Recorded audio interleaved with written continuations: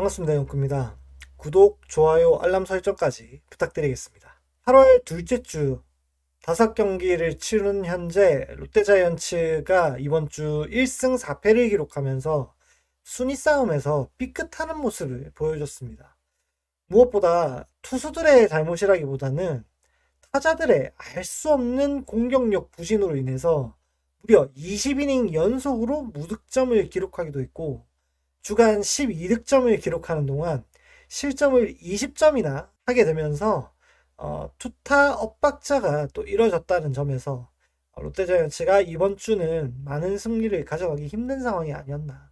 주간 12득점을 기록하긴 했지만 수요일에 무려 7점을 몰아서 득점하는 모습이 있었기 때문에 사실상 5점을 득점하고 20점을 실점하는 그런 모습을 생각해 볼 수도 있었습니다.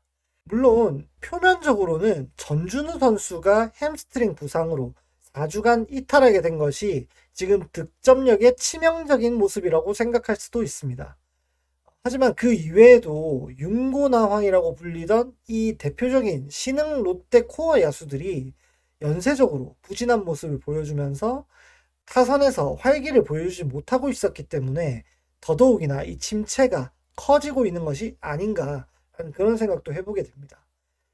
8월 들어서 배팅 컨디션을 그나마 유지하고 있는 선수들은 레이에스 선수나 김민성 선수, 유강남 선수 이 3명이 전부지만 이들마저도 사실상 3할 타율을 기록하고는 있지 못하고 있다라는 점에서 이 부진이 빨리 끝나야 롯데자이언츠가 3위도 유지하고 더 멀리 갈 수 있는 가능성도 가지게 되는 것이 아닐까라는 그런 생각도 다시 한번 해보게 됩니다. 그나마 노진혁 선수가 전준우 선수의 부상 이탈에 따라서 10 콜업을 한 이후 대체 자원으로서 역할을 해주고 있다는 점이 다행이라면 다행이고 또 다른 기대치라면 기대치라고 해석을 해볼 수도 있겠습니다. 이번 주 4경기를 나오는 동안에 타석은 9타석을 들어갔음에도 불구하고 3안타를 기록했고 홈런도 하나 있었고 2타점에 1볼넷을 기록해줬습니다. 무엇보다 3개의 안타 중에서 2타점을 기록해줬다는 점이 현재 부족한 득점력에서 꼭 필요한 역할을 했다라고도 생각을 해볼 수가 있는데요. 정훈 선수가 선발 라인업에서 제외되어 있고 사실상 김민성 선수와 노진혁 선수가 중심을 잡아줘야 되는 입장이기 때문에 더더욱이나 이 경험 많은 베테랑으로서의 면모가 좀 보여줘야 롯데자이언츠의 승리가 조금 더 많이 정립이 되지 않을까. 이번 1승 4패 때문에 제가 일요일에 가졌던 라이브에서 많은 팬분들이 대권도전보다는 순위 굳히기도 굉장히 힘든 상황이 아니겠느냐라는 말씀을 많이 해주셨어요. 8월 8일까지의 기록만 놓고 봐도 시뮬레이션을 돌려보면은 롯데자이언츠가 2위나 1위로 올라갈 가능성은 3%밖에 되지 않습니다. 그 말은 즉슨 더 이상 높은 곳을 보지 않고 지금 이 상황을 유지만 잘 해도 성공적인 시즌으로 마감이라고 볼 수 있다라는 이야기가 되는 거죠. 롯데자이언츠가 시뮬레이션 상으로 3위를 기록할 확률은 현재 43.3%를 기록하고 있습니다.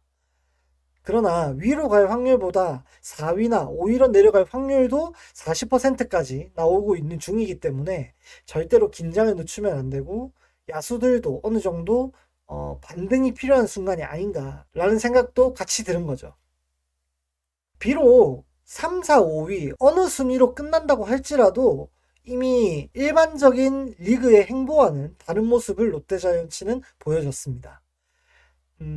지난 시즌 7위에서 3위까지 4계단을 상승하는 모습을 보여줬는데요.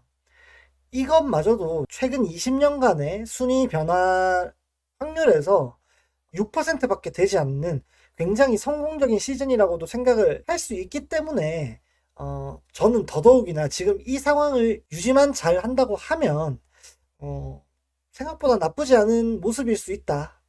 성공적인 시즌이다. 라는 생각으로 마무리를 할 수 있을 것 같습니다. 만약에 여기서 한 계단이라도 더 올라가서 2위나 1위로 마무리를 하게 된다면 정말로 이례적인 일이고 한 시즌 만에 6계단, 7계단을 올라간 구단은 한 번밖에 존재하지 않았어요.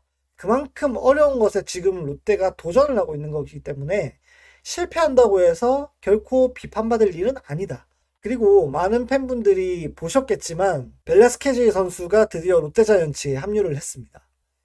구단에서는 대권 도전을 위해서 어느 정도 악셀레이터를 밟는 역할로 데리고 온 거겠지만 저는 지금 이 길어진 야수들의 부진에서는 순위 굳히기를 위한 영입이었다라는 생각이 들 정도로 현재 상황이 좋지만은 않다라고 생각도 하고 있고 그만큼 지금 순위 유지를 위해서 더더욱이나 역할을 해줘야 되는 선수가 아닌가라는 생각도 같이 드네요.